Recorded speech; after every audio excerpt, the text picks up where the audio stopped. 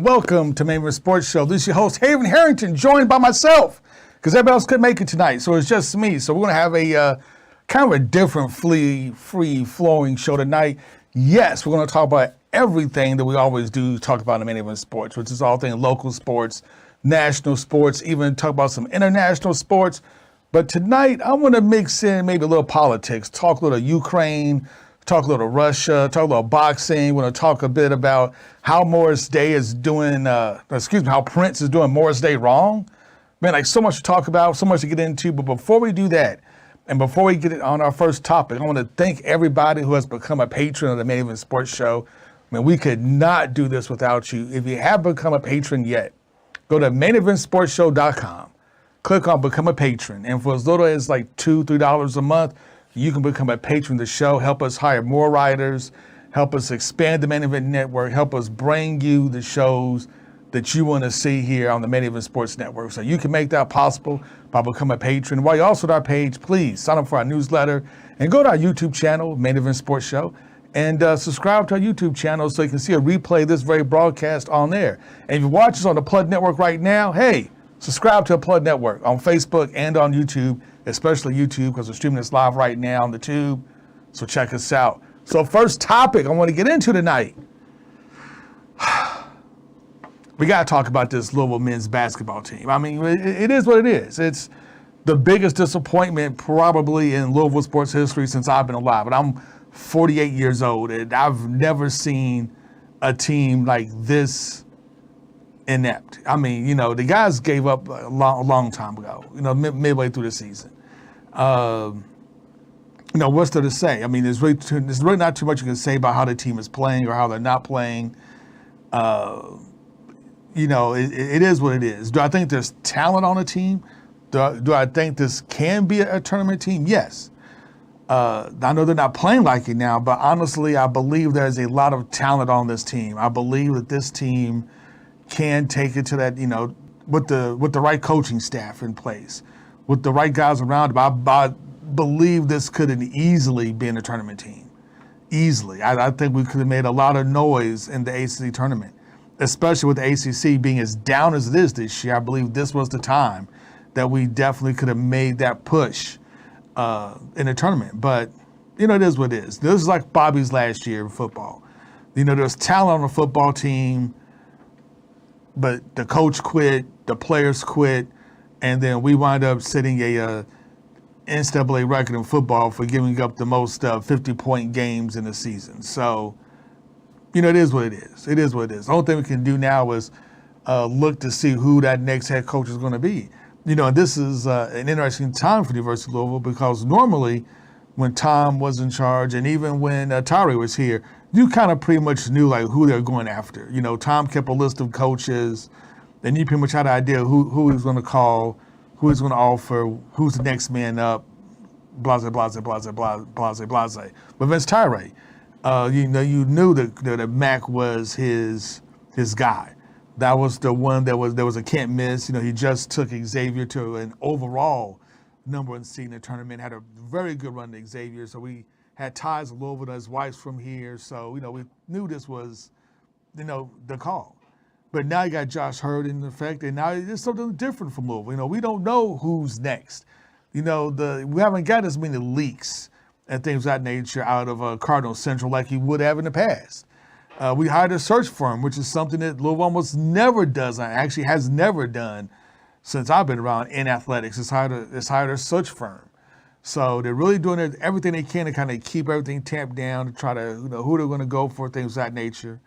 But we do know that a lot of alumni, a lot of guys here in local sports media are really caping for my man Kenny Payne and the Payne train to come down Floyd Avenue and make their way to Cardinal Town.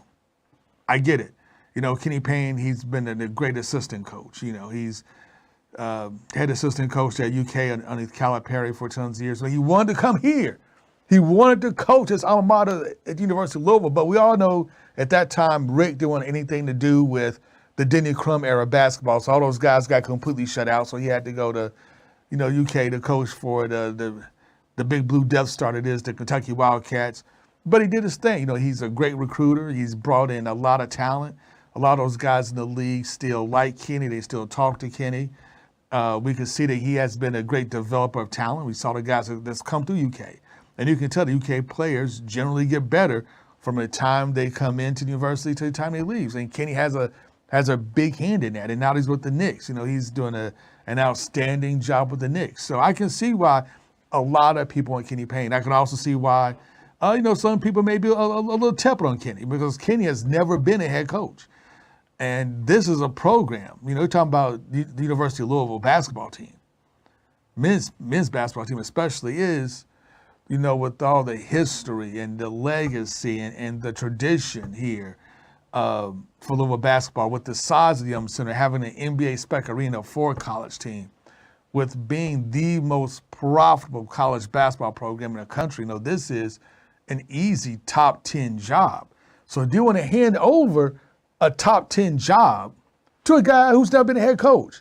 Yes, he has great pedigree, but he's never been the head man. Is that who you want to trust with your program to take your program to the next level?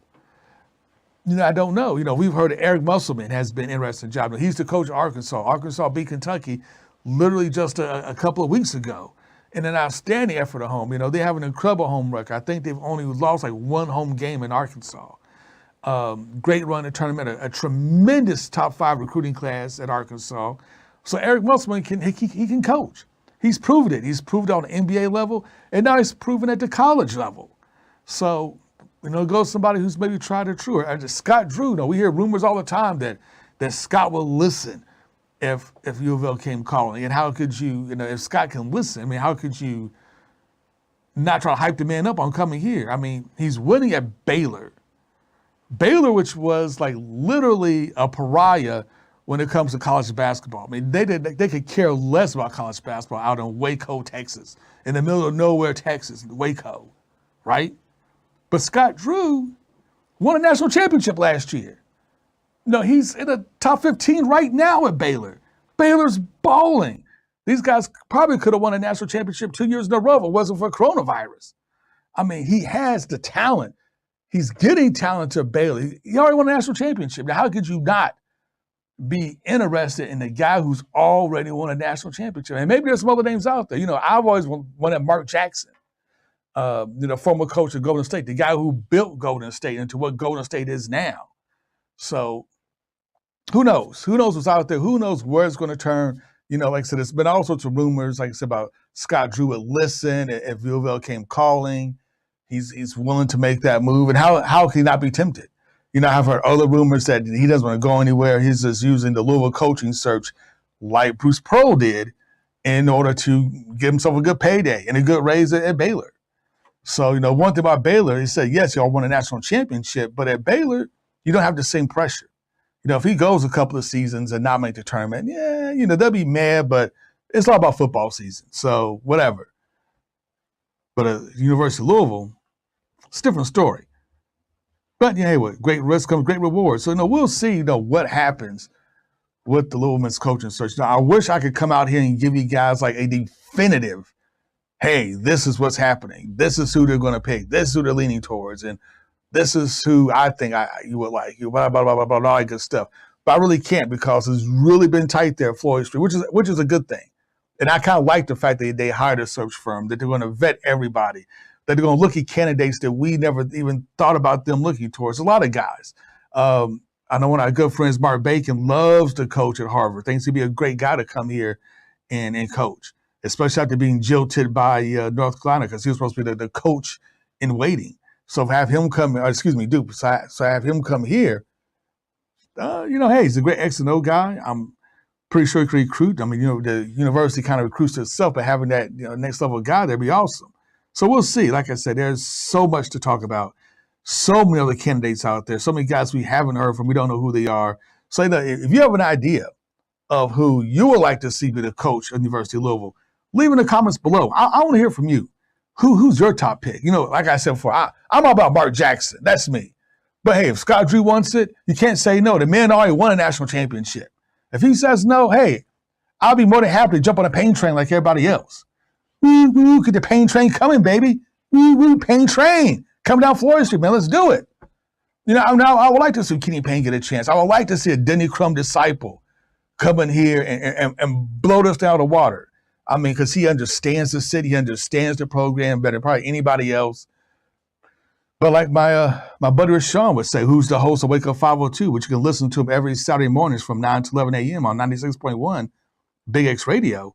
You know, he doesn't mind Kenny Payne, but, you know, Kenny Payne has no prior experience. He's talking to a program now that should be taking coaches with no prior experience. Once again, let me hear your thoughts. Put them in the comments below. I got my phone right here.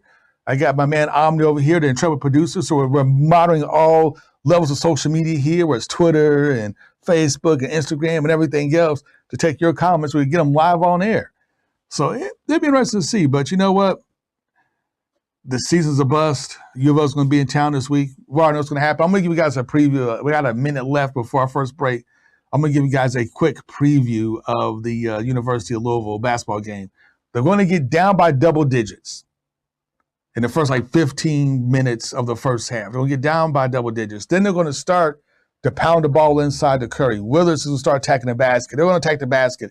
They're going to shrink that double-digit lead down to single digits. Probably even get as close as 4, maybe 5 points.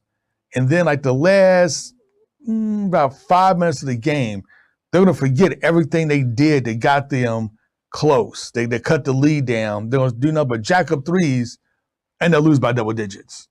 You can take that to the bank, because that's pretty much been Louisville's MO every game, except for the last one they got blown out by 30. But that's been pretty much their MO every game. And, we'll see. But like I said, after the other side of this break, we got so much more to talk about. Next up, we got the NFL Combine in Indianapolis. And wait until you hear some of the crazy things they ask these athletes to do to test how tough they are. When we come back on the Main Event Sports Show on the Plug Network, stay plugged in. I'm Haven Harrington, host of Main Event Sports Show. Catch us every Thursday, 7 p.m. Eastern Standard Time, here on the Plug Network online. Stay plugged in.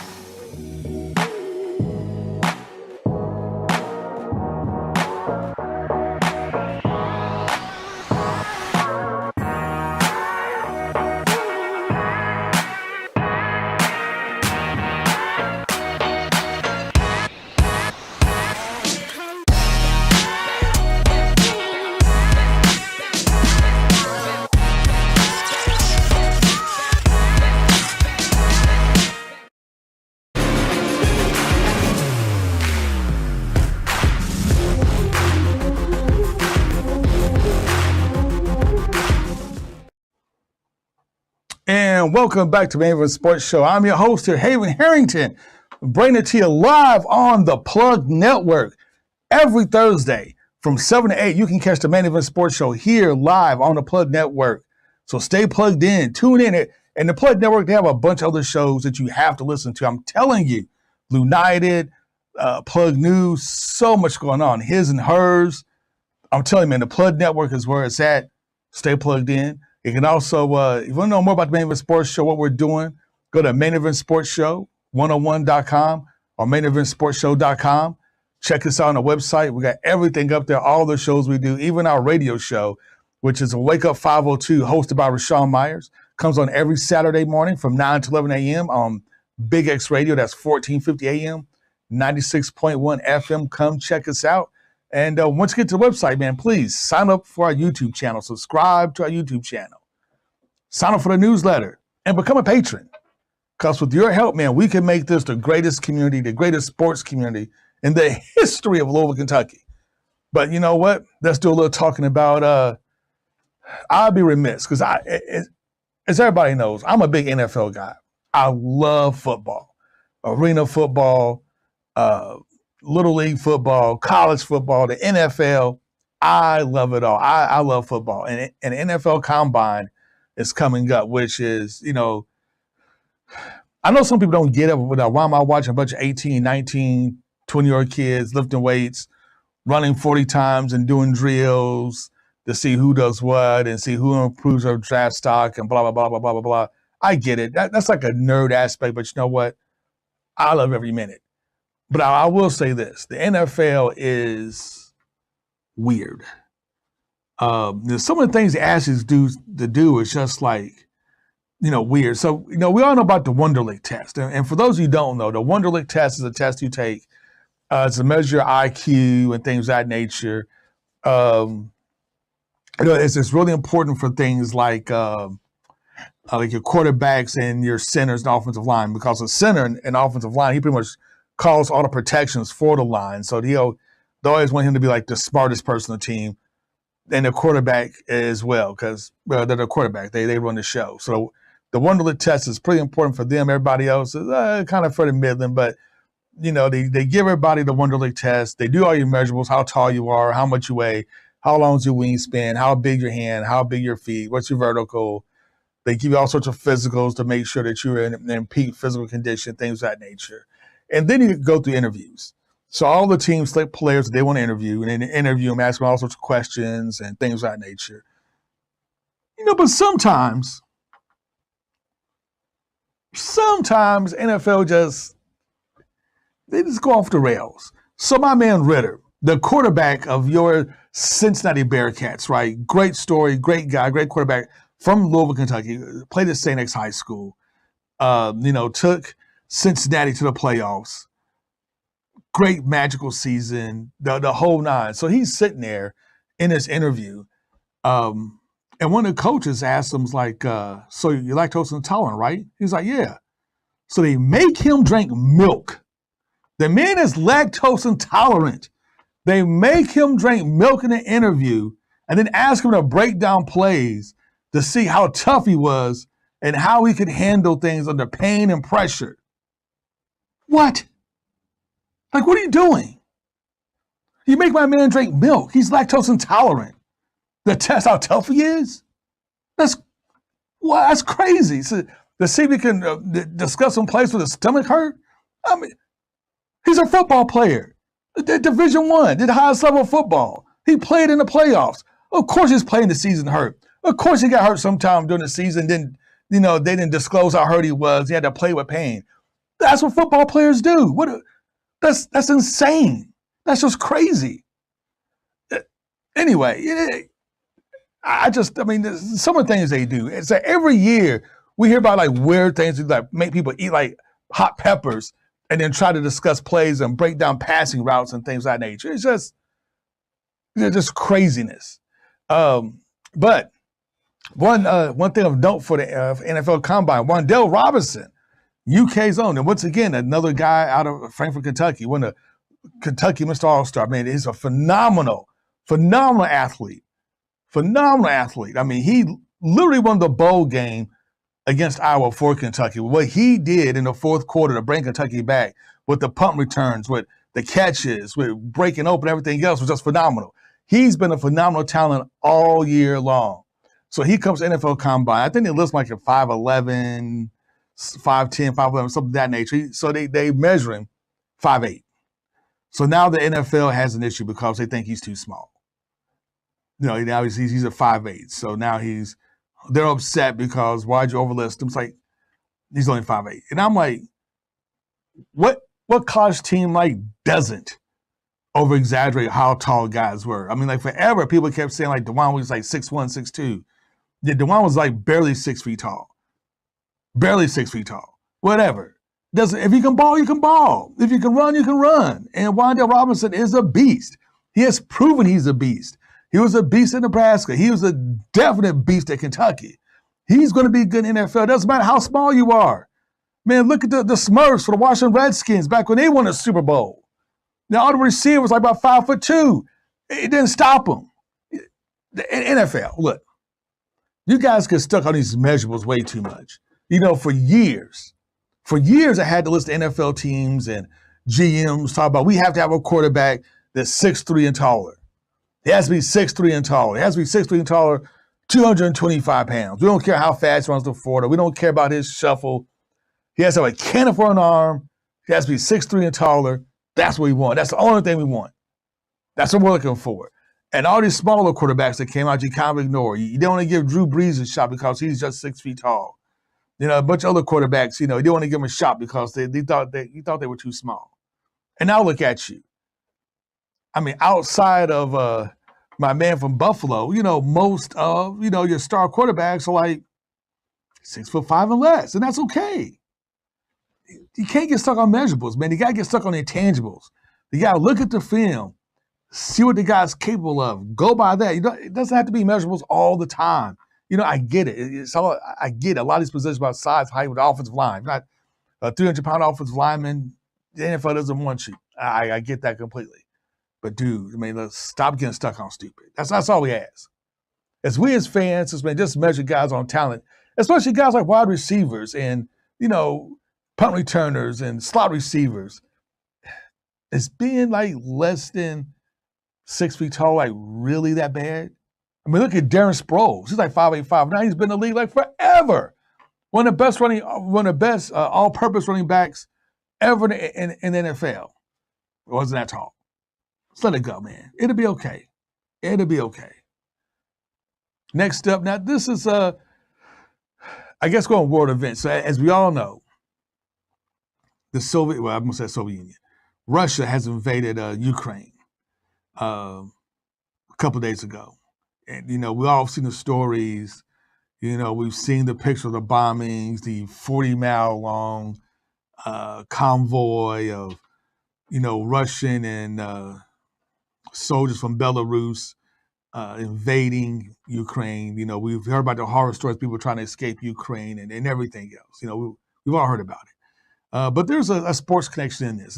And I'm just not talking about how they've banned all the Russian athletes from most international competitions. So like the Paralympics about to take place in Beijing now. And of course, Russian athletes, they can't compete in this year's Paralympics. Oh, we get that. We get to see all these great stories about Ukrainian people taking up arms, getting in the street, blocking tank comps, things of that nature. That's awesome. And we got to hear about the great mayor himself of Kiev, the capital city. You see pictures of him all the time with guns. He's fully ammoed up and fatigued, ready to go battle the Russians if they, invade his town. Much love for the bro. I get it. I understand. I really get it. But now, Russia needs to be scared because it's on. Ukraine is about to bring out the big guns. When I say big guns, I mean they're bringing out the big guns. Serious, heavy artillery. It's coming your way, Putin. You should be scared. Now I'm talking about the Klitschko brothers. That's right, Vitaly, Vladimir Klitschko. The Klitschko brothers. Both of them are former heavyweight champions. Unified heavyweight champions. They're taking the belts out, putting the belts around their shoulders, getting their AK-47s, and about to take the Russian army. The Klitschkos have joined the fight. Hey, they had a dad that was I believe he was like a general in the Russian army, but they're like Ukrainian. So they're taking up weapons for Ukraine now. And they did a whole little story about how they're getting hooded up and fatigued, getting the Timbos on. About to go kill an army on people with the championship belts in tow, the bad backs and everything else. So, hey, big ups to Klitschko brothers for doing their thing.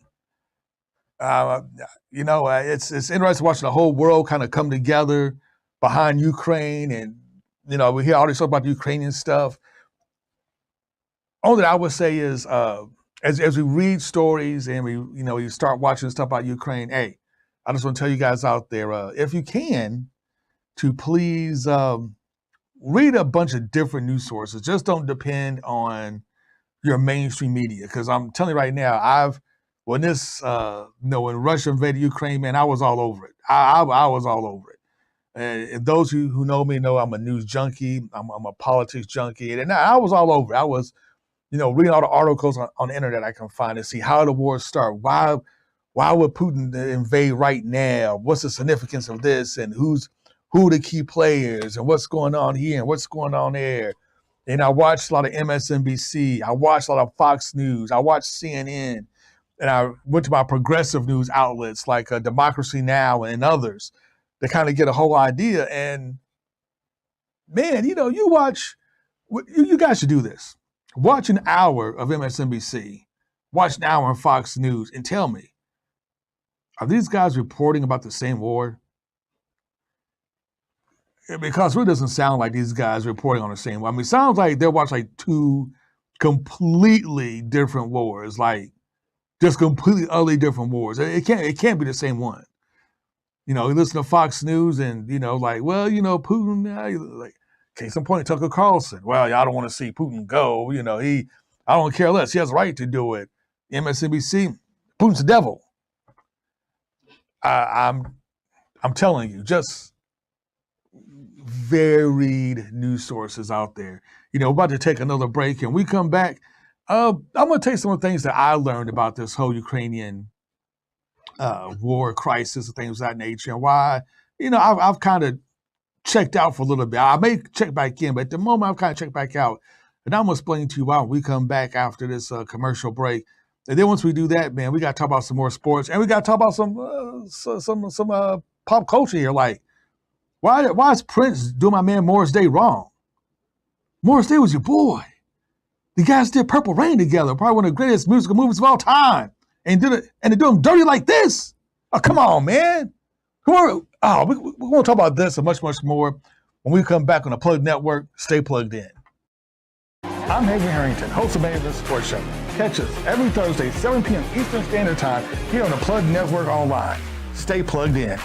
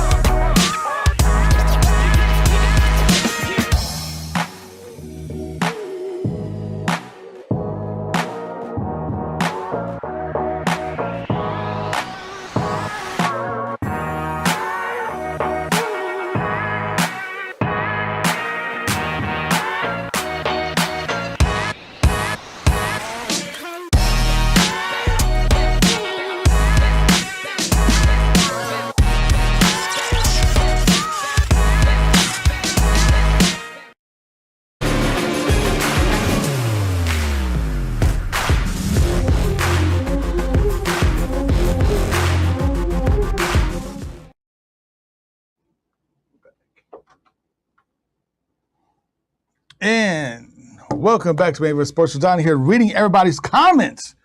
Man, everybody got like so much to say about everything I've been talking about. Man, I'm kind of excited here by kind of reading some of these things and, what you guys have to say. I mean, a lot of people didn't know about the Klitschko brothers taking up arms. Yes, the Klitschko brothers taking up arms, Vitaly and his brother they're going to war. Like G.I. Joe, they're there, they're excited, man. Everybody's getting all ramped up. But, with that being the case, I will say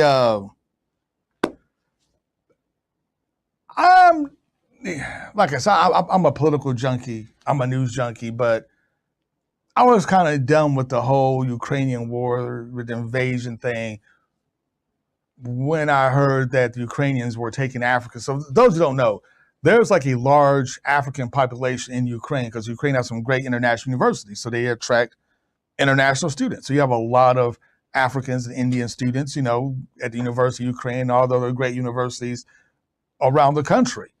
And when everybody was fleeing Ukraine, yeah, they kicked all the Africans off the trains, saying that, no, y'all can't go. This is just for Ukrainians. You have to wait till we're all gone. Yeah, I didn't quite sit right with me, And then when I first saw it, I was kind of like, this can't be true. But after you read about 4 or 5 different posts, I read in The Guardian, some publications. Yeah, at that point, I was kind of like, whatever happens, happens. Gas prices are going to go up because Russia is, they contribute, they produce a lot of oil. And if you sanction Russian oil, then gas price is going to shoot through the roof, as we've seen. OPEC, some other countries, they're going to increase their output by 400,000 barrels a day. But yeah, Russia produced a lot of oil, so we're going to miss that. Now, I know a lot of people are going to say, and I've read a lot of Republicans say, hey, we need to ramp up America's production of oil so we can become energy independent. We can get more oil out there. We could drive down the price of crude oil, which would drive down the price of gas. Well, see, it doesn't quite work that way.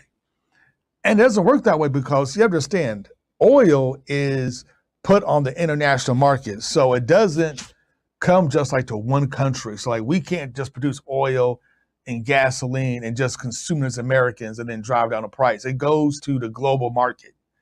And then the price is effectuated from there. So even if we produce all the oil America could possibly produce, you still wouldn't be able to drive down really the price of oil just in the United States, because this is a global phenomenon. See, this is what happens now when all the countries are connected together, when everybody's economy is intertwined with each other. It's hard to throw sanctions on one country, especially in such a large country like Russia, and not have those economic sanctions kind of ripple throughout the entire world. Ukraine is that's the Europeans' breadbasket. Most of the grain for a lot of Russia, a lot of Middle Eastern countries is produced in Ukraine. Ukraine and Russia together produce almost I think a third of the grain that's in the Middle East. So, you put sanctions on Russia, hurt the Middle Eastern countries. Now they don't have to break, hurt the European countries, because that's where they get a lot of their grain from. Most European countries get most of their natural gas and oil from Russia. So if you sanction them too much, then you hurt all of Europe. So it's kind of a touch and go thing. This is one of the fascinating things about it, because now we're such a global, interconnected world, we're beginning to see that it's not as easy just to pull back and touch and put hands on other countries, especially large economic countries, like having that reverberation throughout, the rest of the world. There's reports that came out today that, China and Russia have been talking, and China was and the reports are that China knew that Russia was going to invade Ukraine, but was like, hey, hold on to after Olympics. We got the Olympics things going on there. We don't want you messing that up. After Olympics, do what you got to do, but just wait. Now, China has denied that. So a lot of people in the United States are like, hey, we need to go hit China with some sanctions too. Yeah. Problem.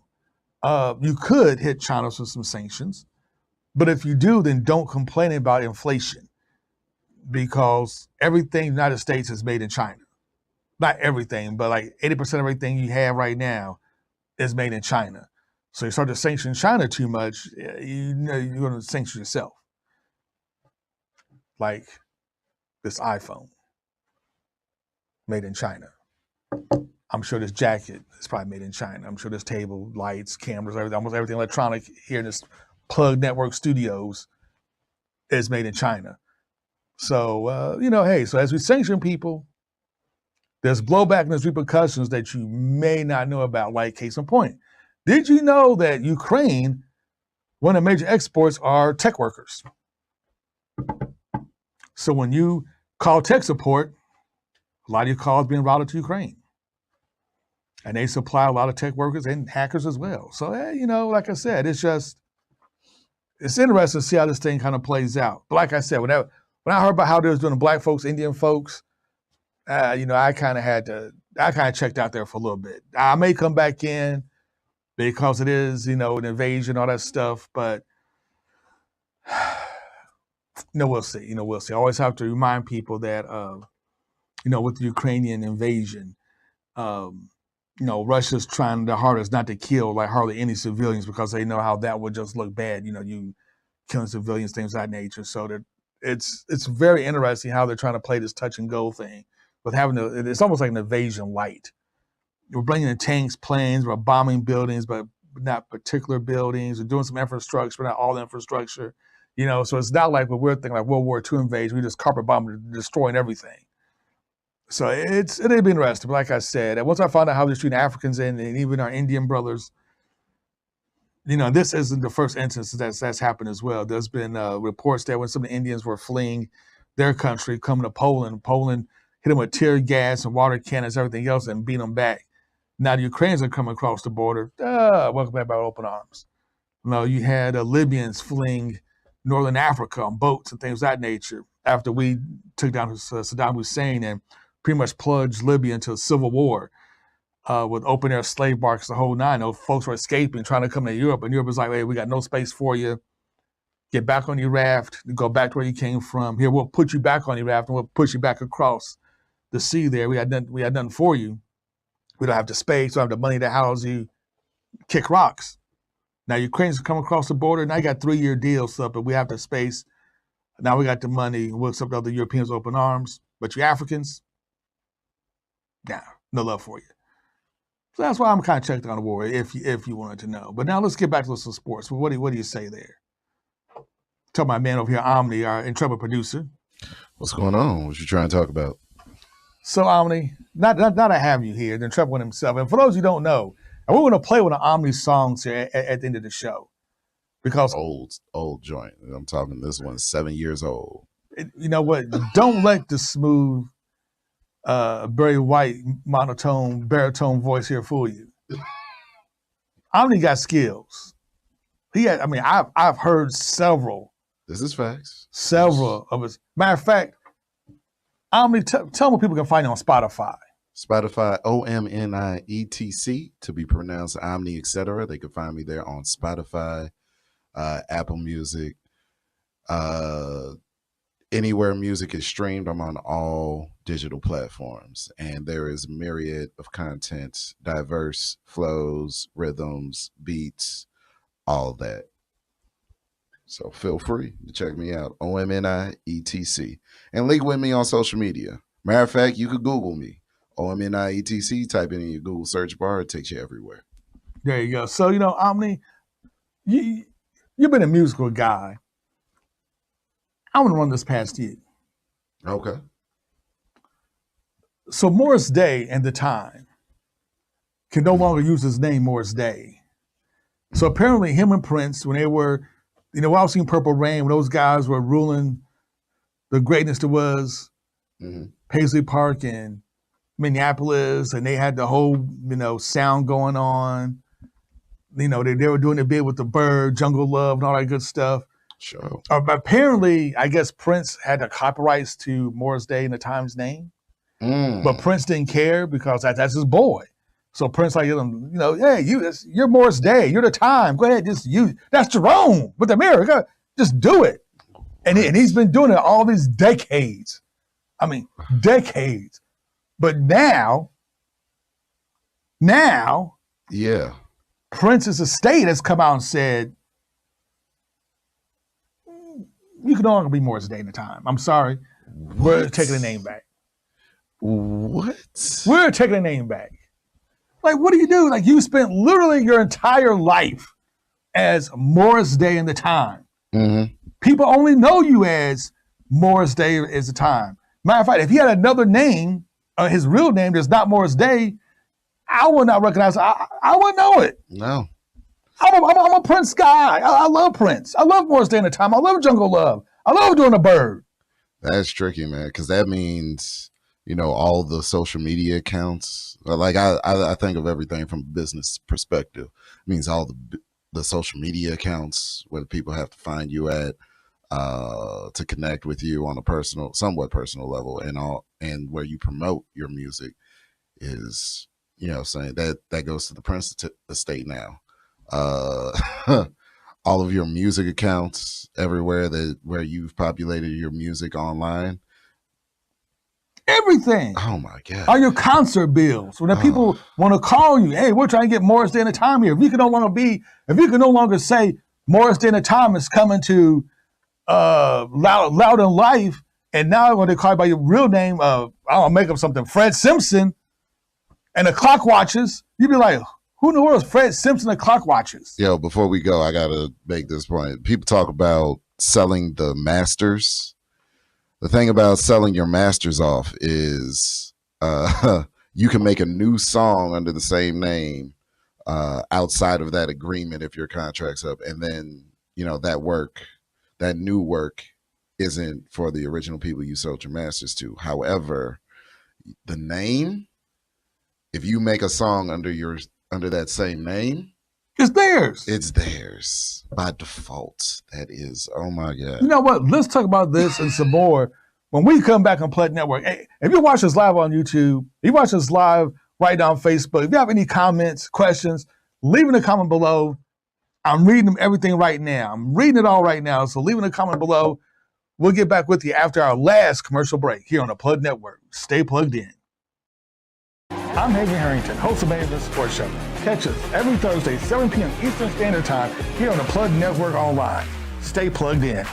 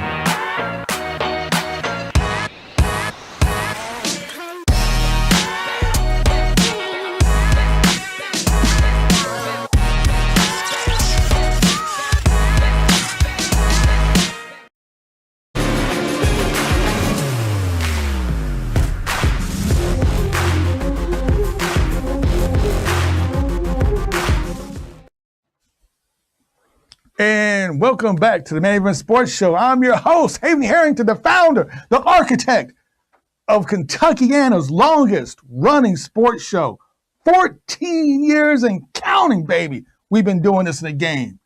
I'm telling you, there's not many other black-owned businesses, especially media entities, that's been around that long, and we are expanding, we are growing, we're getting bigger, stronger, faster. Every year we added a brand new show, Wake Up 502, hosted by the green-eyed bandit himself, Rashawn Myers. I'm on there myself. My man, Mr. Kelly, That Boy's Good, is also on there. We talk everything sports every Saturday morning from 9 to 11 a.m. on 96.1, 1450 a.m. Big X Radio. Check us out. We also got some new shows coming down the line. My man Brian Trent is going to bring his own brand of wrestling shows to the Main Event Sports Network and the Plug by default, because everything we do it through the Plug, because that's how we work, man. We all grow together. So we have some other shows coming up. My man Dennis Trammell, he does fitness for folks 50 and older. We got him coming on there with a lot of blog articles and everything else you can read about. And my good friend Terry Carr's coming on there talking about women's health. So, hey, man, we got so much coming on there. We got so much growth happening in 2022. We want you to be a part of it. And the best way you can be a part of it right now is to go to maineventsports101.com and become a patron of the show. Right? So that's right. Become a patron of the show and subscribe to our YouTube channel. That's what we need you to do. If we can get to 1,500 YouTube subscribers, I'm giving away some free Main Event swag. That's right. T-shirts, hats, hoodies, shorts, leggings, the whole nine. when we get to 1,500 subscribers, I'm going to randomly pick somebody, and you're getting a full package well worth about $400 in main event swag. So, hey, there you go. Tune in. Now, back to the topic at hand. Prince's estate, man. Why do Morris Day? You already beat him in Purple Rain, right? You had to be, when he did Doves Cry, you shut him down. I get it. The kid won. But why Morris Day? Everybody loves Morris Day. Man. Morris, why take his name? Don't take my man's name. I mean, he can't perform. I mean, like, if he can't be Morris Day in a time, then like, how's he going to show up to your town? You can't put a big question mark like he's the Riddler. That's not going to work. Man, it's just it's so devastating. I'm off screen as Omni, the producer of Main Event Sorts and several other, pretty much all other plug shows. But just from a musician perspective, it is incredible that this was clearly a deal between two friends, but the way that Prince thinks and how methodical he is. I mean, this is the man that came up with a symbol to be the artist formerly known as Prince and blew the whistle on what was going on in the music industry to own his name. So him owning someone else's name, you know, and the works therein, I mean, it's, oh my God. But the fact that he died and he probably didn't know that he was going to die at the time, there should have been some sort of fail-safe or some estate planning if that was really your boy. You know what I mean? Like, yeah, I mean, yeah, you know, but man, that's just craziness, man. But you know, but that's the rec industry. You know, it's like the sports game. You know, it's ruthless. It's ruthless out here. You know, like if you're a professional athlete, you know exactly what I'm talking about, how ruthless it is. Especially if you play football, because the NFL has like 0 guaranteed contracts. So I could sign you to a 5-year, $120 million deal with the $10 million signing bonus. And the only thing you're guaranteed to get is that $10 million signing bonus. Yeah. So if I decide to cut you 3 days after you sign the deal, you get your 10 mil, which is awesome. Or if you get but you lose everything else. Yeah, you're injured. And you out. You can't fulfill your side of the obligation anymore. Yeah, you cut. Now the NBA, they gotta pay you. Major League Baseball, they gotta pay you. NFL, you out. Next man up. They fighting for survival in the NFL. Heck yeah. Straight up. And you know, I guess we'll talk about Major League Baseball for a little bit. You know, those guys have decided to go on a lockout. The owners have locked out the Major League Baseball players for the first time in I think like 2000 and maybe like 14 or something like that. Since when the players were on strike, so now the players are locked out. They're going to have to cancel opening days, so it's like pandemonium in Major League Baseball. But you know what? Who cares? It's baseball. Like, I mean, I'm going to be honest. It's baseball. And I got a lot of friends that are baseball fans. I know guys who play for the Reds and the Phillies and some other teams. But you know, man, baseball is declining. You know, it's the NFL's up here, the NBA's right below it, and then there's like everything else. That's what I don't understand why they still call it America's favorite pastime. It's habit, because it's not. It's not. Football is by far America's pastime. Baseball's what your grandparents do. I never heard anyone say, "Yo, you catch that last MLB game?" Nobody has. I'm like people watch the World Series. But it's like 140 games. Who cares? You play almost like 1,000 games a year. Who cares? It's like oh my God, it's still playing. Like they play almost like all year round. See what the Red Sox have been on lately? See, there you go. Nobody.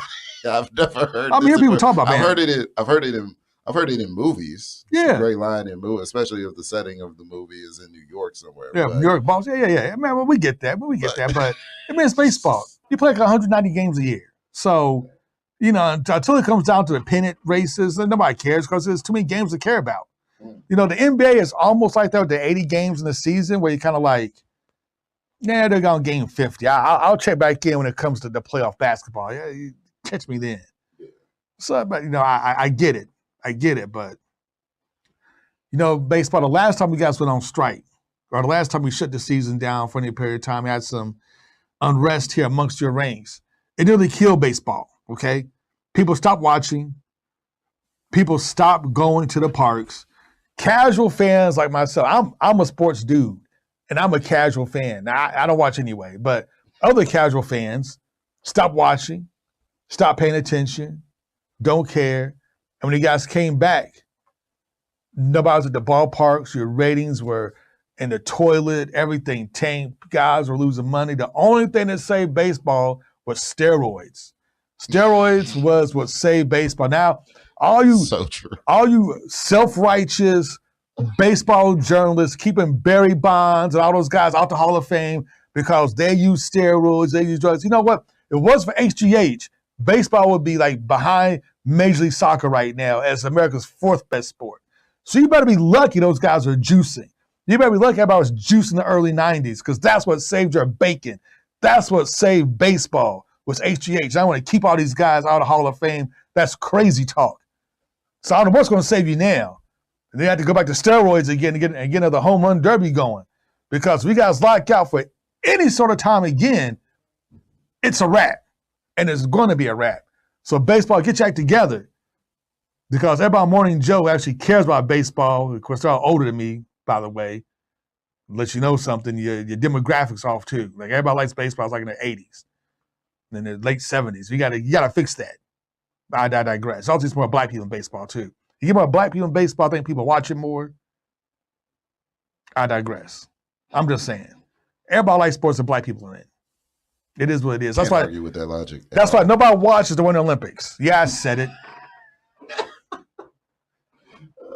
That's why nobody watches the Winter Olympics. It's not the black people in the Winter Olympics, we ain't tuning in. Because we assume that curling is just unathletic sport, which it is. I'm sure it takes some type of skill, but it takes like zero athleticism to be a curler. Now, if you want to do like the sleds or skiing, athleticism. But nobody cares because nobody can afford to go skiing and we don't care. I'm just saying. Absolutely. No, I gotta agree. Agree. See, there we go. Especially we don't like the cold that much. Well, you know, black folks, that's what we don't do. We're tropical people. We're warm people. And Yeah. We're not trying to be out there where it's like my man who was he was an Olympic cross-country skier and had a frozen penis. We ain't trying to do all that. What? Yes, he had a frozen penis. It's, because he got the skin-tight lacquer suits. I guess he wasn't, he didn't bundle up enough. Wow. This is the second time it's happened to him. Wow. First, I'm going to tell him everything I need to know. Like, I ain't doing this again. Yeah. When I get like a warmer or something, I don't know, I'm sure they got like special socks for that. Oh, for sure. For sure. That you can put on. I mean, absolutely. Maybe they should. Maybe a little bunch in the front, but was that really a bad thing? I'm just saying. I mean, better than having it freeze off because he said the pain was even worse when he started to thaw. Like the pain was like 1,000 times worse. Yeah, when you thaw any part of your body, so I can only imagine. Yeah, thawing that. I will only imagine because I'm not going through that. No. No. No, it's crazy talk. That's crazy talk. He's dedicated to the sport. He is. That's a different level of. And he came like 200th place. He wasn't even close to being first. It wasn't in the top 10, not in the top 20. If I'm not going to be the top 20 of cross country skiing and I'm about to freeze my penis off, I'm quitting. Mm. There's no shame in that. There's no shame like, I'm out. Yeah, no. This ain't working right. Yeah, well, I'm not even going to get to it because it takes time to freeze. So it takes time. If I feel the most gentlest of breezes in sub-zero temperatures down there, no, y'all got it.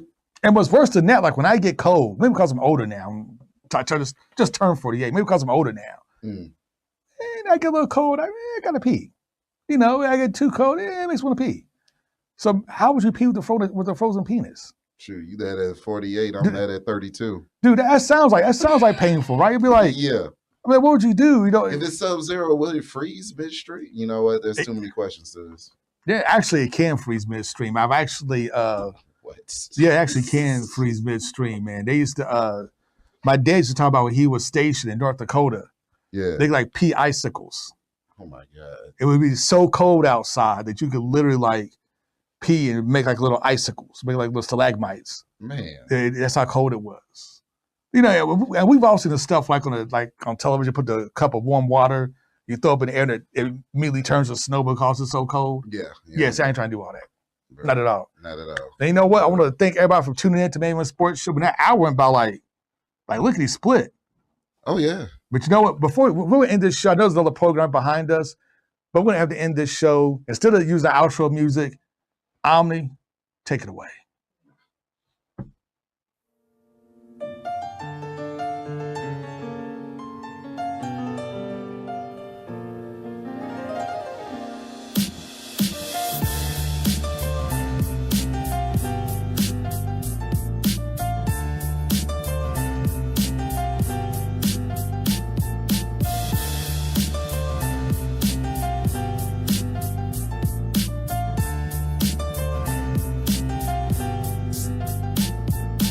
Do you know the stress of what pain feels like? Mom has dementia, but her brain still tries to keep on going and have a nice day. Some see black and white, I'm just hoping for light gray.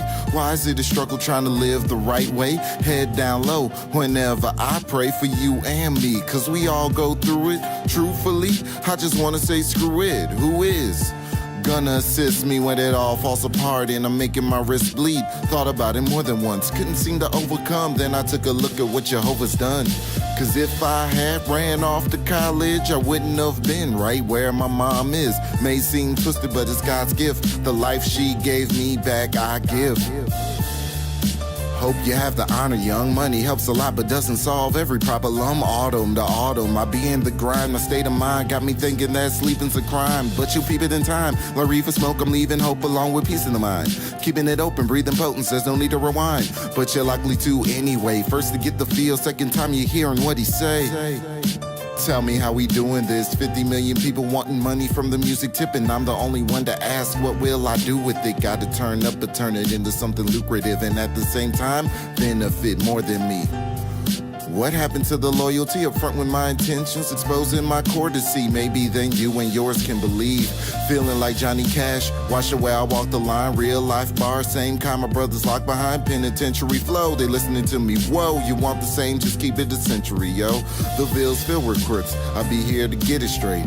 Penetrate, eliminate, then renovate. Welcome to the jungle where the lion's on my dinner plate. Removing every blemish, proactively up in your face. Never tell the real what I am, they always recognize. On a pale horse for those out here spreading lies. False kings always fear the regicide. On midnight, dictionary may weaponize. So get the flexing, my mind is now Smith & Wesson. Cocky back, aim and fire upon the myth and legends. There are few who wanna call it ludicrous till they find their favorite rapper nailed upon the crucifix. Is good with y'all, I'm itching to push it far. In LA like na. Taking it back, right in the roster zone. It's overdue, me getting my Mufasa on. I don't need a mansion great, nor comply to magistrates. I just wanna see all of my people in a magic place. Pull me off of the bench, it's where I get to play. Cost to be the boss, well, sacrifice I better make. Time for this thing to pop off, though it was yesterday. I ain't impatient, just the type to never wait. Putting in all this work, have yet to get a cent. This is for every time corruption's in the innocent. People gotta make their own heaven. In a sense, it's only the beginning. Code name Genesis. Kick it with the brother on 2 jobs. Plus he step up in the booth like hoorah.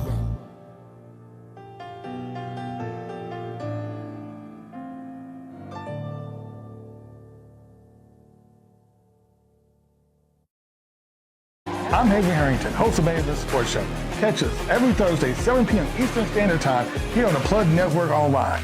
Stay plugged in.